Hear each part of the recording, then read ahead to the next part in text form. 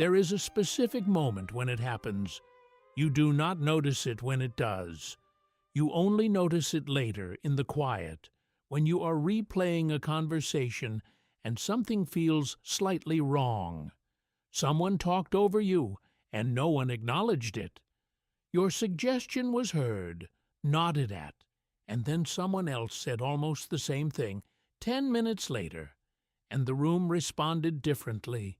You were in the meeting, you were present, you contributed, and somehow, by the end of it, you were not quite there. What you're describing isn't the same as being overlooked. Being ignored is easy to recognize.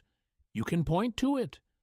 This is something far more subtle and far more damaging. It's the gradual, nearly invisible way people begin to stop treating you as someone serious. It doesn't happen in one dramatic moment or because of a single incident. It happens slowly, through the buildup of tiny moments that seem insignificant on their own, but together change everything. Most people never identify it while it is happening. They feel it as a vague dissatisfaction, a sense that something is off in how they are received, that their words land differently than they used to, or differently than they should, that the room does not quite respond to them the way it responds to certain other people. And because they cannot name it precisely, they cannot address it. They adjust in the wrong directions. They talk more. They try harder. They become more agreeable, more available, more visibly eager to contribute. And the problem gets worse. Because the thing that causes people to stop taking you seriously is almost never what you think it is. It is rarely about intelligence. It is rarely about competence. It is almost never about the content of what you say. It is about something beneath the content, something in the way you carry yourself before you open your mouth, something in the pattern of how you have behaved over time, something that has been quietly registered by the people around you, filed away without comment, and slowly translated into a particular way of treating you. You did not lose their respect in a single moment. You gave it away in 100 small ones. I want to be careful here about what I am not saying. I am not saying that being respected requires being cold or difficult or performatively strong. I am not describing a set of tactics.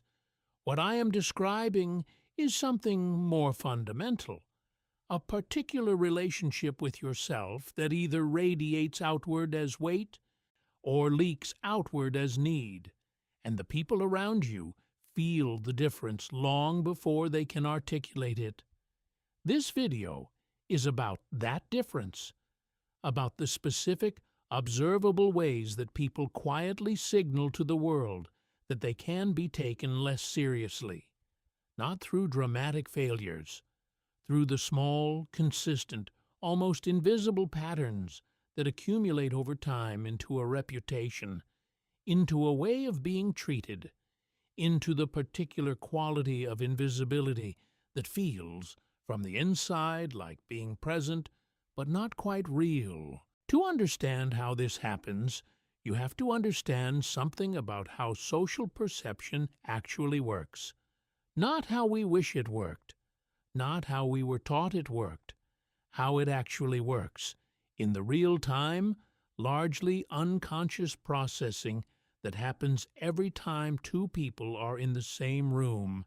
Human beings are extraordinarily sensitive to consistency. Not consistency in what you say, but consistency between what you say and how you behave, between the position you take and whether you hold it, between the boundary you draw and whether you enforce it, between the version of yourself you present and the version that shows up under pressure. This sensitivity runs deep. It is older than language itself. Long before human beings had words for ideas like integrity or dependability, and they could already sense the difference between a person whose behavior stayed consistent and one whose behavior changed according to who was present. The first kind of person felt safe to trust. The second did not. And that distinction, that intuitive sense of whether someone remains the same across every setting, is still quietly shaping every social interaction you have ever experienced. When someone takes you seriously, what they are really doing is trusting that the version of you they are dealing with is stable, that your opinion today will not reverse tomorrow because someone pushed back, that your boundary this week will not quietly disappear next week because maintaining it became uncomfortable, that you are, in some fundamental sense, the same person regardless of the social weather. When that consistency breaks down, when people observe over time that you adjust your positions under pressure, that your boundaries are negotiable, that your stated values and your actual behavior do not quite match, something shifts in how they process you. Not dramatically, not consciously, but the weight they assign to your words decreases. The seriousness with which they treat your presence diminishes. You become, in their internal social calculus, someone whose responses are predictable in a different way, not reliably principled, reliably flexible. And flexible people socially are managed, not respected. In the 1930s, in the years leading up to the Second World War, there was a pattern that historians have examined extensively in the behavior of European political leaders. Several of them, men of genuine intelligence, genuine experience, genuine good intention, consistently failed to be taken seriously by the figures who would eventually plunge the continent into catastrophe. And the reason, when you examine it closely, was not a lack of intelligence or a lack of information. It was a lack of consistency. They set boundaries, then shifted them. They took clear positions only to soften them the moment pressure appeared. Again and again, they communicated the same message. Their limits were not truly fixed. Everything remained negotiable, and with enough pressure, the desired concession would eventually follow. And the people applying that pressure learned. They learned that the lines were not real, that the positions were performances, that the men behind them were ultimately flexible, and they treated them accordingly. This is not a political observation. It is a human one. The same dynamic plays out in offices, in friendships, in families, in every social context where people are trying to understand who they are dealing with. Consistency is not stubbornness. It is not rigidity. It is the quiet, reliable signal that you are the same person in every room, that your words mean what they say, that your limits are real. Without it, nothing else you do will make people take you seriously. You can be intelligent, articulate, warm, generous, and genuinely impressive in 100 ways. But if the people around you have learned through observation that you are ultimately flexible, that the right pressure will move you, they will not take you seriously. They will like you, perhaps. They will appreciate you, but they will not take you seriously. There is a particular behavior that almost universally signals to other people that you can be taken less seriously. It is so common that most people do not even recognize it as a behavior. They experience it as a personality trait, as just the way they are, as something natural and even virtuous. It is over-explanation. When you feel the need to justify your decisions to people who did not ask for justification, When you explain your reasoning, not because it is useful, but because you are uncomfortable with the possibility that someone might disapprove. When you add qualifications and caveats and softening language to positions that did not require softening, you are communicating something specific. You are communicating that their opinion of your decision matters more to you than the decision itself. That you need them to understand, to agree, to validate. That their approval is something you are actively seeking, and people feel that need. They feel it immediately. And the moment they feel it, something shifts in how they hold you. This is not about being secretive. It is not about withholding information that is genuinely relevant. It is about the difference between explaining because it is useful and explaining because you are anxious. The first is communication.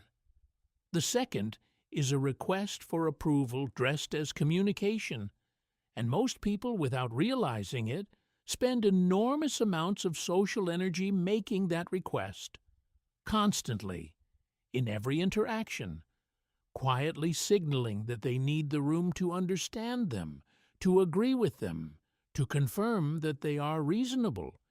The people others tend to take most seriously move in the opposite way. They say what they mean and leave it there. They do not over-explain unless someone genuinely asks for more. They can sit comfortably in the silence that comes after. They feel no urge to rush in and soften the moment with reassurance.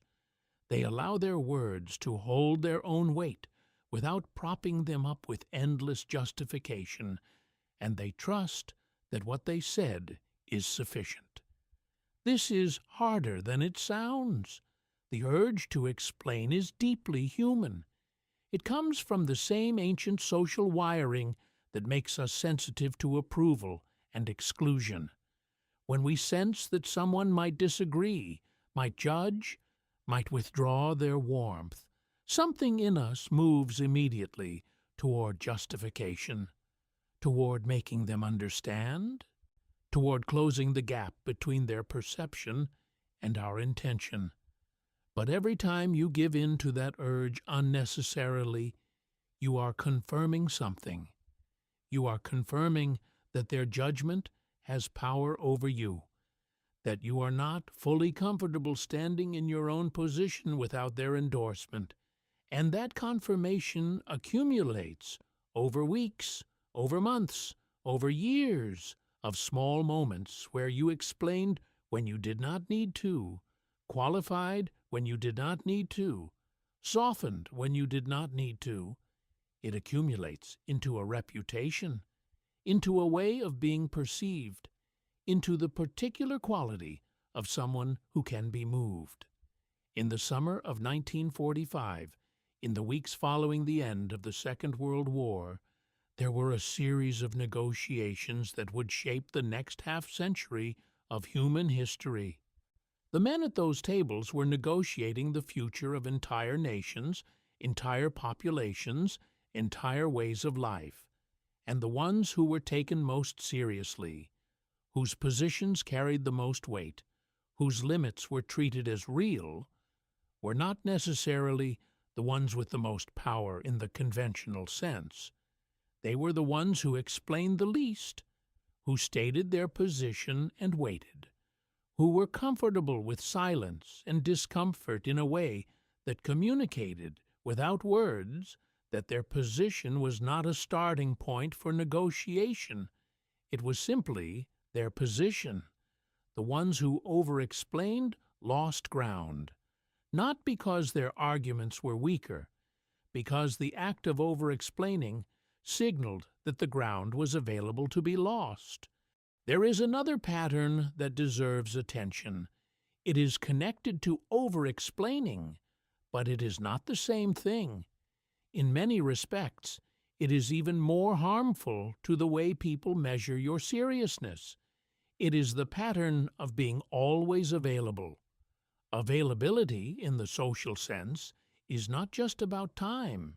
It is about energy, about attention, about the signal you send when you respond immediately to every message, accept every invitation, accommodate every request, and make yourself consistently, reliably, unconditionally accessible. On the surface, this looks like generosity, and in some contexts, it is. But in the context of how people perceive your value, it communicates something specific and damaging. It communicates that you have no competing demands on your time and attention, that nothing else is pulling at you, that you are, in the most fundamental social sense, waiting. And people do not take waiting seriously. They appreciate it. They rely on it. They are genuinely grateful for it. But they do not respect it, because respect, at its core, is a response to perceived value. And value in the social economy is partly a function of scarcity. The person whose time is genuinely limited, whose attention is genuinely selective, whose presence is not guaranteed, that person's presence means something. It carries weight precisely because it is not automatic. The person who is always available strips that weight away, not because of one especially generous act, but because of the steady signal built over time that their presence comes at no cost, that it asks nothing of them, that it is simply there, dependable, unconditional, freely given. And free things, in every economy, including the social one, are treated accordingly. I want to be careful again about what I am not saying. I am not saying you should be cold or withholding or artificially scarce. I am not describing a manipulation strategy. What I am describing is something more honest than that. It is the simple recognition that if you genuinely have nothing competing for your time and attention, if you are genuinely always available because nothing else is pulling at you, then the problem is not your availability. The problem is what your availability reflects about how you are living. The people who are taken most seriously are not performing scarcity. They are genuinely occupied, genuinely engaged with their own work, their own thinking, their own life. Their selectivity is not strategic, it is natural. It is the byproduct of being someone who has things that matter to them, things that demand their attention, things that they are not willing to interrupt for every request that comes their way. That quality, being truly occupied, truly focused, truly invested in something beyond the immediate social exchange, is something other people can feel. It comes across as substance, as seriousness, as the quiet message that this person has a life moving on its own, separate from your approval or your demands. In the court of Louis XIV at Versailles, in the latter half of the 17th century, there was an elaborate social architecture built almost entirely around the management of availability. The king's time was the most valuable currency in France, not because of what he said or did in any particular moment, but because access to him was genuinely limited, genuinely selective, genuinely difficult to obtain. Nobles spent entire careers, entire fortunes, entire lives trying to secure a few minutes of his attention, and that attention, when it came, carried extraordinary weight precisely because of how rarely it was given. This is an extreme example, but the principle it illustrates is not extreme. It is simply the social logic of value and scarcity, playing out at the level of human attention. The person whose attention is freely available is not valued the way the person whose attention must be earned is valued. This is not a moral statement. It is an observation about how human social perception actually works. Let us talk about something that is rarely discussed directly, but is felt in almost every social interaction. It is the way that emotional reactivity, the visible, immediate, uncontrolled response to what other people say and do, quietly destroys the seriousness with which you are held. When someone says something that bothers you, and your face changes immediately. When criticism lands, and you visibly deflate. When praise arrives, and you visibly brighten in a way that reveals how much you needed it. You are showing people something. You are showing them the location of your controls. You are demonstrating, in real time, that your internal state is directly and immediately responsive to their input, that they have the ability, simply by speaking, to move you.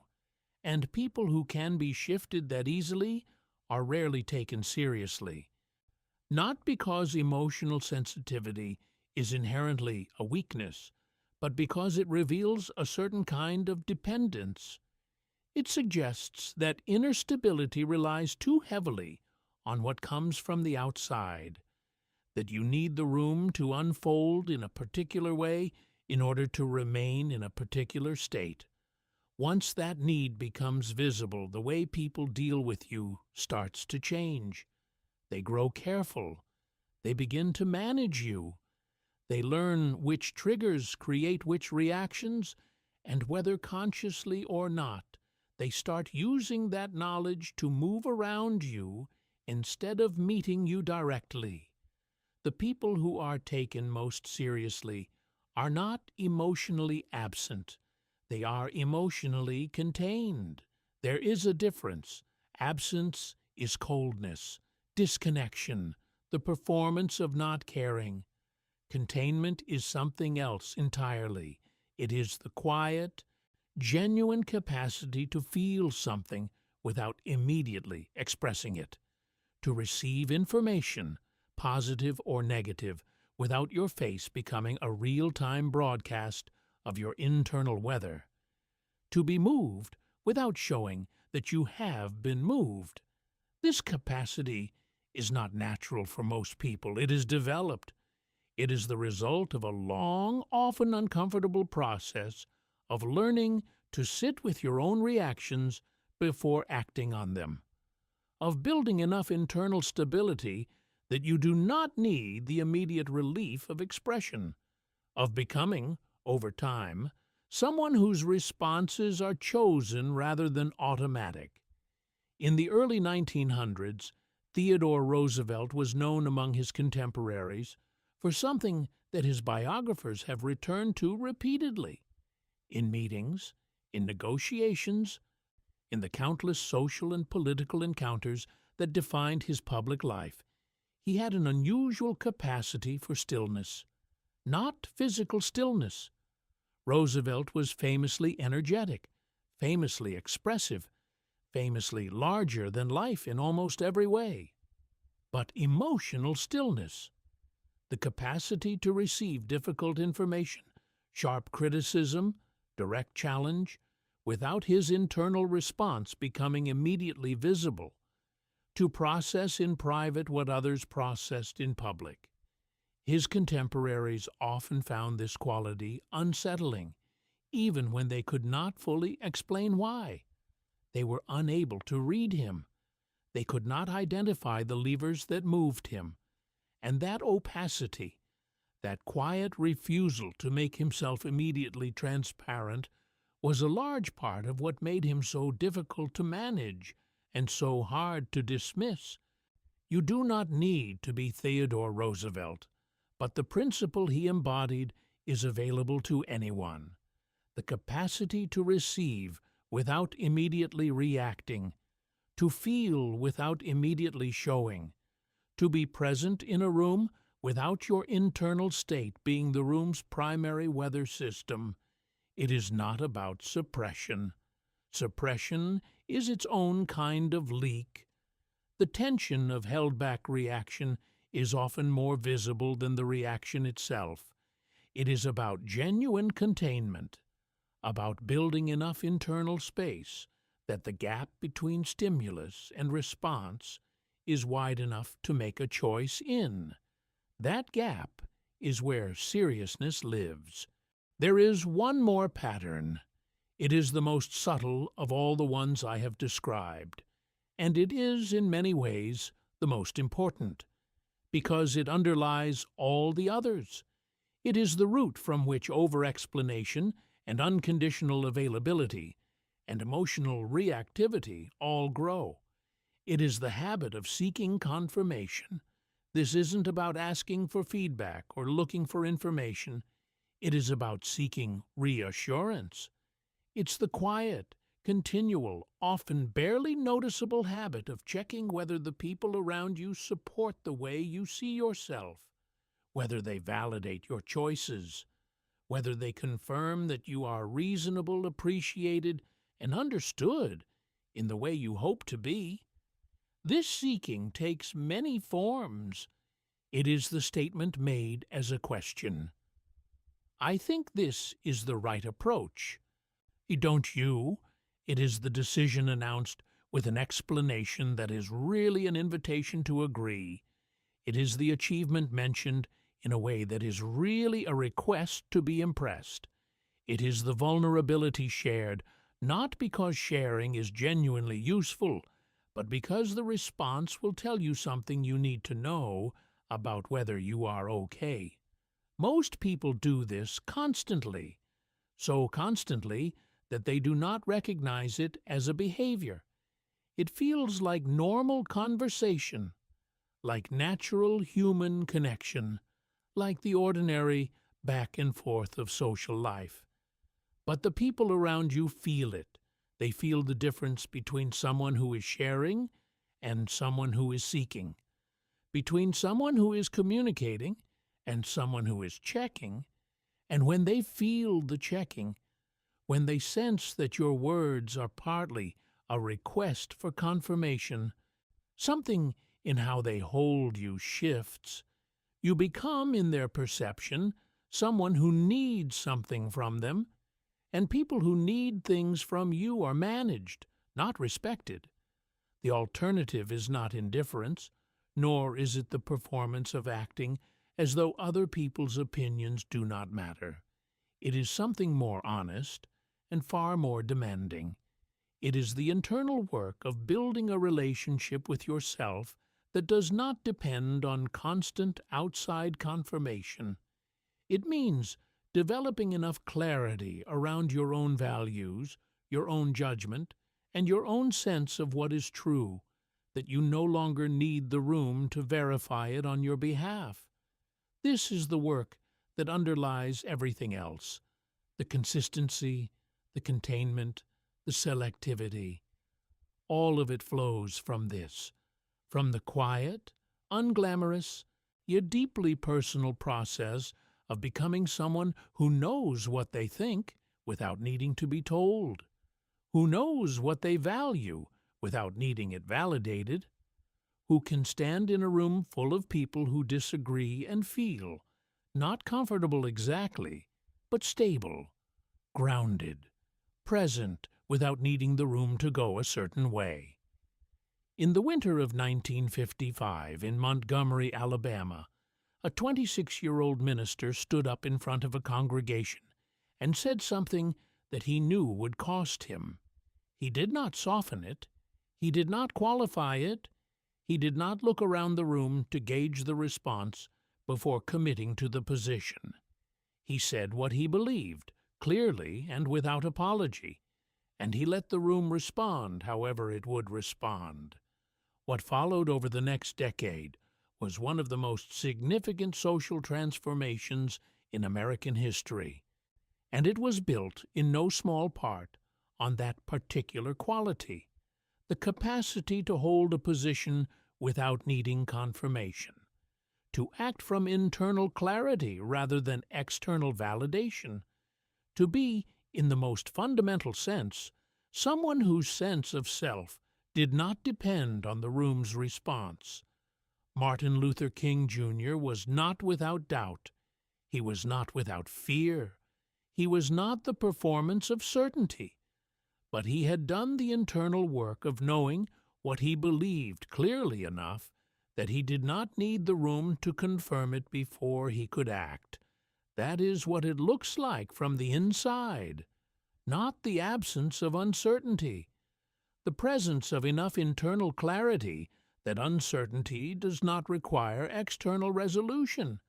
Most people will spend their entire lives seeking that confirmation, in small ways and large ones, in the questions they frame as statements, and the achievements they mention as conversation, and the vulnerabilities they share as connection. They will be liked for it, often. They will be appreciated.